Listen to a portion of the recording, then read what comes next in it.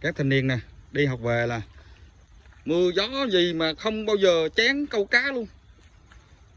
Bên câu cá không bao giờ ngán đúng không? Trời ơi đó nè, màu này da ếch nè, cần tỷ mấy câu da ếch đồ không à. Đấy nè, đây thanh niên là nhìn cái coi, nhìn cho các bạn xem cái gương mặt ghiền câu cá coi. Đó, trời ơi, đó mưa rồi nè các bạn, mà vẫn ghiền là ghiền à, đi học về là ra liền, ghiền kinh khủng luôn, không tả nào. Còn thanh niên này cần rấu đây, gương mặt chăm chú gỡ dây, cần rối rồi cần câu là dây nhựa đồ tứ lửa từ lưa. Chứ giờ gỡ đó các bạn, kinh khủng thiệt. Cái gương mặt coi, gương mặt ghiền nè.